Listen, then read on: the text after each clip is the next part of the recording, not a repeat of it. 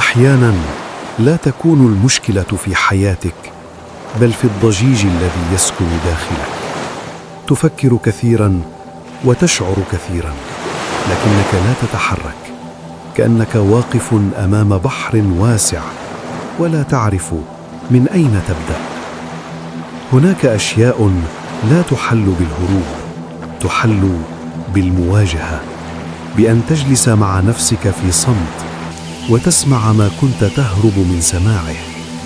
الألم ليس عدوك، إنه رسالة، وكل رسالة إن لم تفهم تعود على شكل ثقل، قلق، ضياع وتعب لا تعرف سببه. لكن في لحظة هدوء حقيقية قد تسمع شيئا مختلفا، ليس صوت الخوف ولا صوت الشك، بل صوتك الحقيقي، الصوت الذي لا يشتكي بل يعرف، لا يصرخ بل يوجه، لا يهرب بل يقود.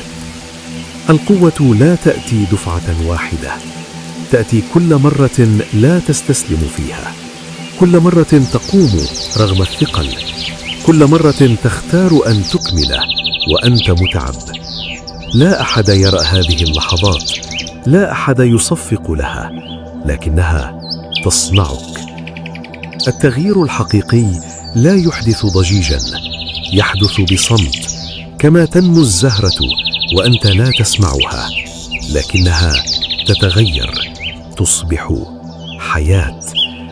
وقد لا تتغير حياتك اليوم، لكن إن تغيرت نظرتك لنفسك فقد بدأت، وإن بدأت فقد خرجت من الظل، لأن البدايات الحقيقية لا تأتي بضجيج بل مع شروق، وهذا شروقك.